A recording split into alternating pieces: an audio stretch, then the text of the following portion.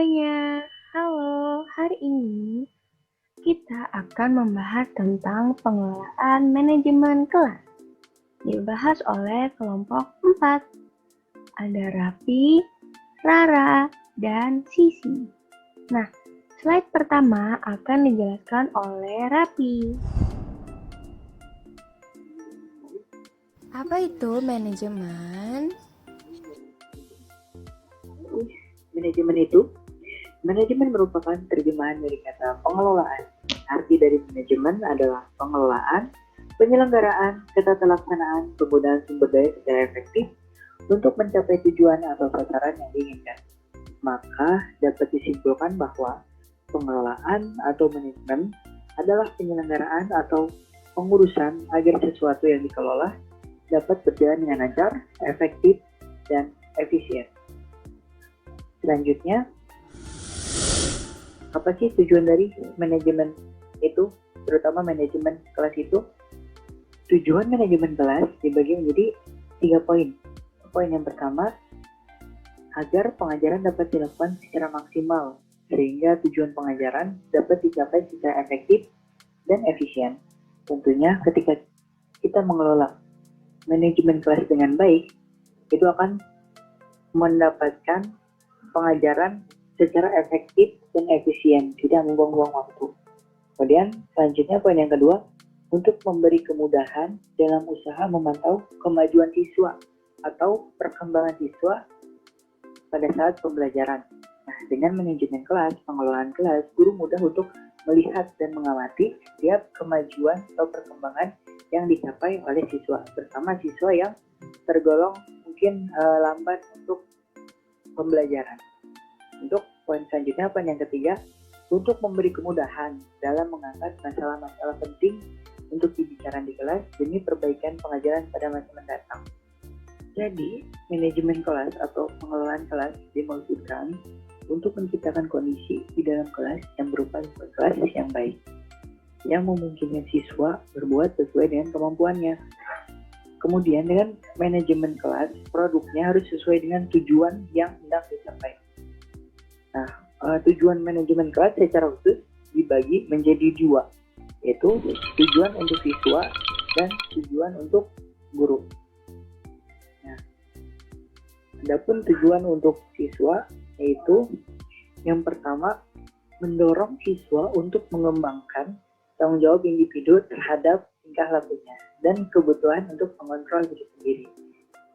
Yang kedua, membantu siswa untuk mengetahui tingkah laku yang sesuai dengan tata tertib kelas dan memahami bahwa teguran guru itu merupakan suatu peringatan dan bukan kemarahan. Terus yang ketiga, membangkitkan rasa tanggung jawab untuk melibatkan diri dalam tugas maupun pada kegiatan tertentu. Maupun tujuan untuk guru, yaitu yang pertama, untuk mengembangkan pemahaman dalam penyajian pelajaran dengan pembukaan yang lancar dan kecepatan yang tepat sesuai. Kemudian, untuk dapat menyadari akan kebutuhan siswa dan memiliki kemampuan dalam memberi petunjuk secara jelas kepada siswa. Dan yang ketiga, untuk mempelajari bagaimana merespon secara efektif terhadap tingkah laku siswa yang mengganggu.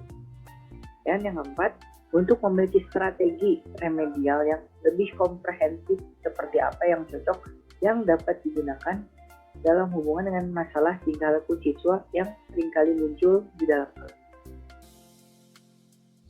Saya Sisi izin melanjutkan slide tentang fungsi manajemen kelas. Pada poin pertama, terdapat memberi pemahaman guru tentang tujuan pendidikan sekolah. Nah, ini berhubungan dengan pengajaran yang dilaksanakan untuk mencapai tujuan. Pada poin kedua ada membantu memperjelas pemikiran guru tentang sumbangan pengajaran. Ini lebih ke pencapaian tujuan pendidikannya. Pada poin ketiga ada menambah keyakinan guru atas nilai-nilai pengajaran yang sudah diberikan dan prosedur yang digunakan. Nomor 4, membantu guru dalam rangka kebutuhan murid. Ini lebih ke kebutuhan minat bakat murid, serta tidak lupa mendorong atau memotivasi belajar murid. Pada poin kelima yaitu mengurangi kegiatan yang bersifat trial and error. Yang sudah kita ketahui dari kata trial and error yang artinya coba dan salah. Nah, kita harus mengurangi nih kegiatan yang bersifat salah dan coba. Kegiatan percobaan yang dilakukan kesalahan di dalamnya secara berulang kali. Kita harus menguranginya. Nah, dengan kurikulum yang terorganisasi, itu akan lebih baik nantinya metode pembelajarannya jadi tepat dan kita bisa menghemat waktu. Nah, pada poin 6, murid akan menghormati guru. Ya, murid akan menghormati guru yang dengan sungguh-sungguh mempersiapkan diri untuk mengajar sesuai dengan harapan-harapan mereka. Jadi, semakin murid mendapatkan pembelajaran yang menyenangkan, murid akan merespek gurunya. Lalu, nomor 7 ada memberikan kesempatan bagi guru. Dengan adanya manajemen kelas berfungsi untuk meyakini nih bahwa atau memberikan kesempatan bagi guru untuk melatih atau mengembangkan skill pengajarannya atau profesional. Poin 8 ada membantu guru untuk memiliki rasa percaya diri. Dengan guru memiliki bekal sebelumnya, jadi fungsi manajemen itu meningkatkan rasa percaya diri guru untuk mengajar di kelas. Poin 9 ada membantu guru dalam kegairahan mengajar dan memberikan bahan ajar yang up to date kepada muridnya.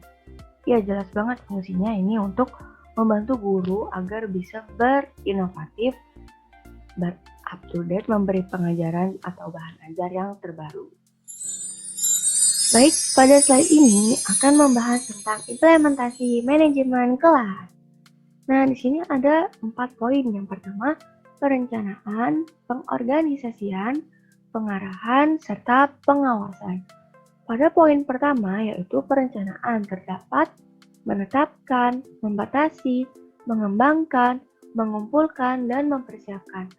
Maksud dari menetapkan yaitu menetapkan apa yang akan, kapan, dan bagaimana cara melakukannya. Lalu pada poin kedua terdapat membatasi. Maksudnya membatasi sasaran dan menetapkan pelaksanaan kerjanya untuk mencapai hasil maksimal. Nah, dengan proses pembelajarannya kita jangan sampai melewati target yang sudah ditentukan. Lalu membatasi, yang tadi kan sudah ya. Nah, selanjutnya mengembangkan alternatif tindakan. Contoh, kan suka ada perayaan ulang tahun nih di kelas. Nah, kita harus melakukan tindakan alternatif nih, bagaimana proses pembelajaran akan terus berlangsung tanpa harus fokus ke dalam perayaan ulang tahun si salah satu murid. Gitu. Ya, jadi kan murid-murid suka pinter nih. Ayo kita rayain ulang tahun aja biar nggak belajar. Nah, bagaimana nih sikap kita sebagai guru untuk menindak alternatif itu biar proses pembelajaran terus berlangsung. Selanjutnya, ada mengumpulkan dan menganalisis informasi. Ya, ini sudah jelas ya, maksudnya untuk mempersiapkan bahan ajarnya nih, kita harus mengumpulkan informasi dari sumber-sumber mana. Ada mempersiapkan dan mengkomunikasikan rencana-rencana dan keputusan. Maksudnya kayak misalnya kita memberitahu kepada murid bahwa minggu depan kita akan belajar ini gitu. Jadi kita sudah mengkomunikasikan nih perencanaan kita kepada murid sebelumnya. Nah, masuk ke pengorganisasian. Terdapat pada poin pertama yaitu menyediakan fasilitas. Ini yang sudah kita ketahui pastinya fasilitas perlengkapan dan tenaga kerja. Dan tidak lupa menyusun kerangka yang efisien dalam melaksanakan rencana-rencana dalam penetapan kerjanya. Lalu pada poin kedua ada mengelompokkan kerja. Maksudnya di sini kayak mengelompokkan kelas. Di sini mengelompokkan kerja dalam struktur organisasi secara teratur. Jadi kita mengelompokkan kelompok kelas itu tidak bisa sembarangan. Sesuai dengan kemampuan muridnya harus dikelompokkan di mana. Lalu yang ketiga ada membentuk struktur wewenang dan mekanisme koordinasi. Ini bisa kita ambil contoh misalnya membentukkan wewenang struktur kelas, ketua kelasnya siapa, wakilnya siapa, dan lain sebagainya. Lalu merumuskan ini menetapkan latihan dan pendidikan tenaga kerja mencari sumber-sumber lain yang diperlukan. Ya, ini udah kalau pengorganisasian ini sudah ke penerapan dalam kelasnya. Lalu ada poin C, itu pengarahan. Yang pertama ada menyusun kerangka. Ini lebih menyusun kerangka waktu dan biaya secara terperinci. Lalu yang kedua ada menampilkan. Menampilkan ini menampilkan pelaksanaan rencana dan pengambilan keputusan. Ya, jadi misalnya nih yang kayak tadi contohnya, hari ini atau besok kita akan belajar tentang perekonomian di Indonesia nih. Kalian harus cari tahu dulu ya, nanti ibu akan mengabsen kalian dan bertanya satu-satu. Jadi itu udah jelas kan, rencana pembelajaran itu disampaikan oleh oleh guru untuk murid. Lalu ada mengeluarkan instruksi. Ya, kayak misalnya peraturan dalam kelas itu gimana? Nggak boleh mengeluarkan handphone atau boleh mengeluarkan handphone, tapi lebih spesifik. Jadi kegunaannya itu untuk apa gitu. Lalu membimbing dan memotivasi. Ini harus banget sih. Dan melakukan supervise. Nah, poin D ada pengawasan. Pengawasan ini lebih ke pengevaluasian hasil belajar. Yang pertama ada mengevaluasi. Mengevaluasi pelaksanaan kegiatan. Ya, kayak misalnya kita mengulas kembali nih pada pertemuan pada jam akhir pembelajarannya.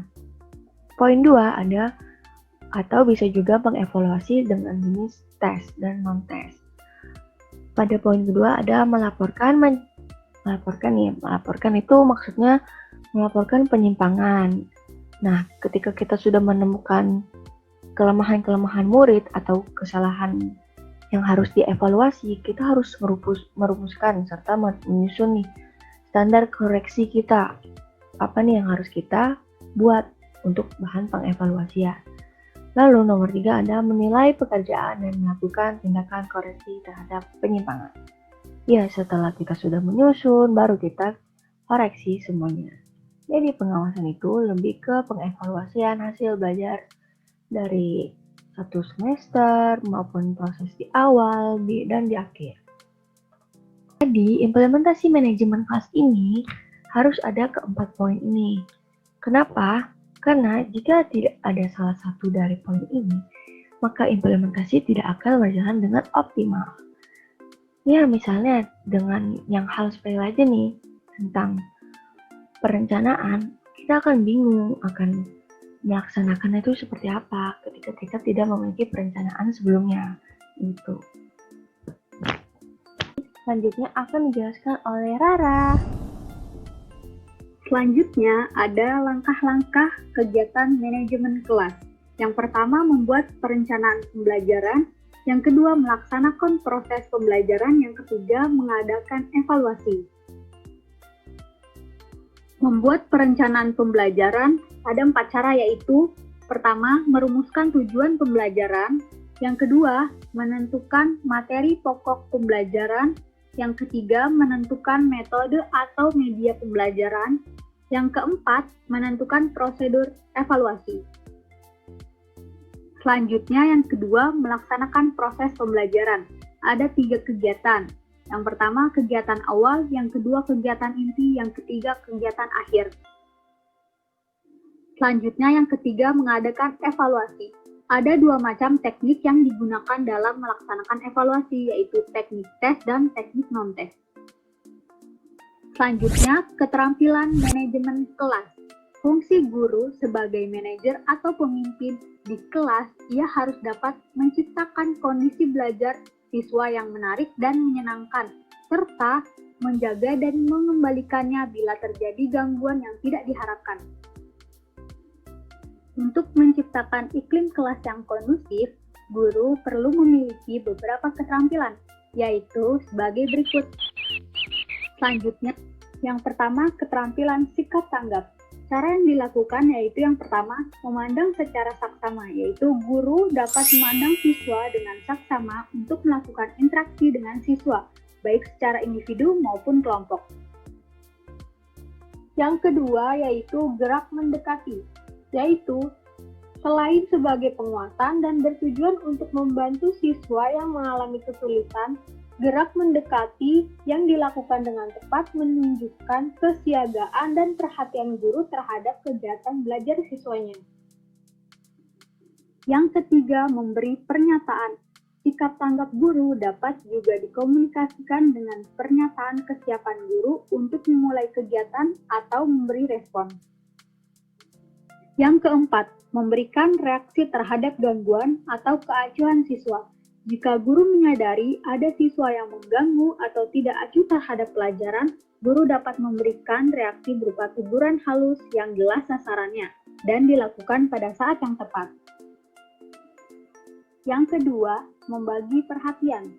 Dapat dilakukan dengan dua cara.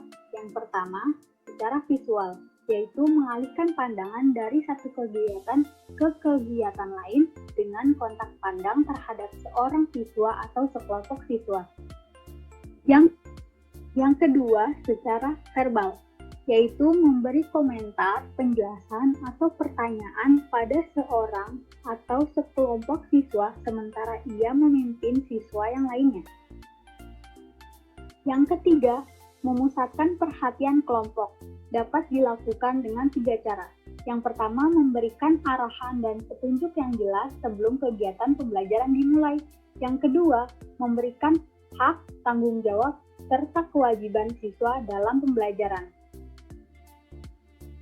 Yang ketiga, memberikan penguatan, yaitu bila guru melakukan peneguran atau saran pada siswa pada waktu itu pula segera berikan penguatan agar siswa memiliki kepercayaan diri supaya terdorong untuk mau belajar.